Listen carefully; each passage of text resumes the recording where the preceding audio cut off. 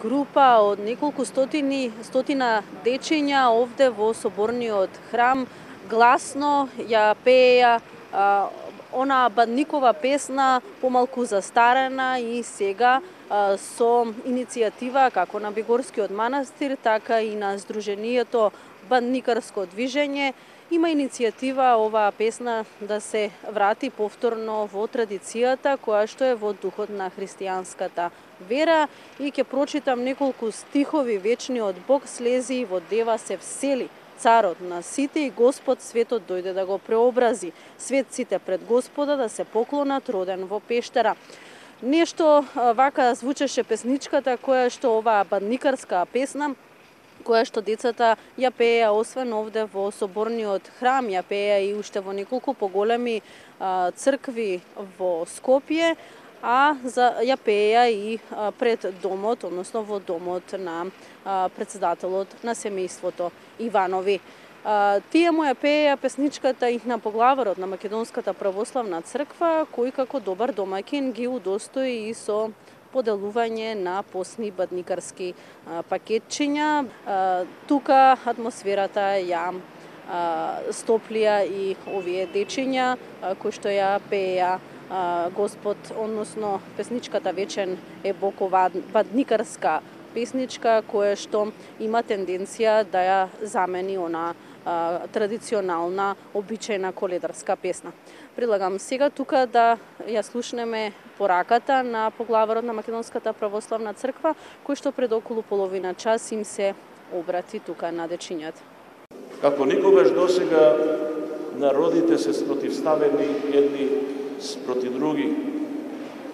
Заборавивме за страдањето на децата, на невините луѓе денес во светот, и тоа нека биде и порака заедничка од сите нас овде, да ги чуваме децата и да наликуваме на децата за светот да ни биде и помирен, и порадосен, и посреќен онаков како што ангелите ни го препорачаа во таа незаборавна Витлеемска ноќ.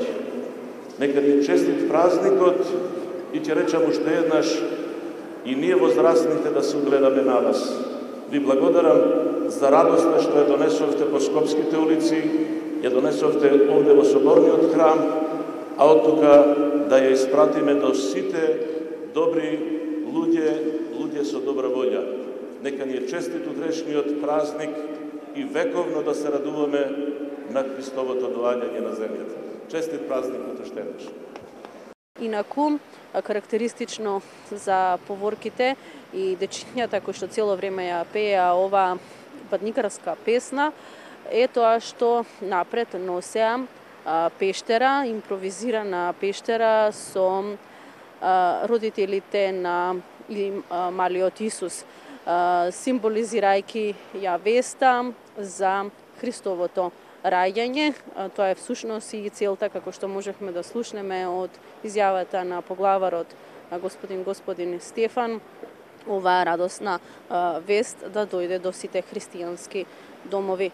Предходно пак златните славечиња во рацете држејќи звезди, символизирајќи ја Витлеемската звезда, радосната вест ја донесоа и во домот на претседателот Ѓорги Иванов, заедно со неговиот син и сопругата Маја Иванова, ги пречека во нивната резиденција на вилата Водно, и овде со постни колачиња и пакетчиња ја го означија на еден убав начин Христовото раѓање. Да ја слушнеме сега изјавата на првата дама Маја Иванова. Денес на Бадника во пресрет на големиот христијански празник Божик, вратите на нашиот дом, како и на секое православно семејство, се отворени за децата, кои со песната Вечен е Бог го најавија Христовото раѓање. Како семејство ја дадовме нашата целосна поддршка на возобновување на иницијативата за Божичната литија, која што на најдостоинствен начин го најавува Христовото раѓање. Денес нашиот дом е исполнет со детски джагор, со смеа, со позитивна енергија и на најдостоинствен начин го одбележуваме Христовото раѓање. Ова се моменти кога секој на секој посакува здравје, многу среќа, многу љубов, многу радости, кога сме со нашите семејства, кога сме со нашите блиски, со нашите роднини, со нашите пријатели, но не смееме да заборавиме да бидеме солидарни со оние на кого што им е потребна нашата помош, на изнемоштените и на болните. Сакам на сите православни верници, на сите православни граѓани да им посакам преубава Батникова вечер, а да им го честитам големиот христијански празник. Божик, нека Христовата светлина внесе многу радости, многу здравие, многу среќа и успеси во секој дом. Христос се роди, навистина се роди. Во соборниот храм овде во Скопје постојано доаѓаат верници кои што ја слушаат богослужбата која што се одржува уште од изутринава во 7 часот и зимаат падникарско гранче за вечерната, за пречекот на Христовото раѓање и традиционалната семејна вечера во христијанските домови.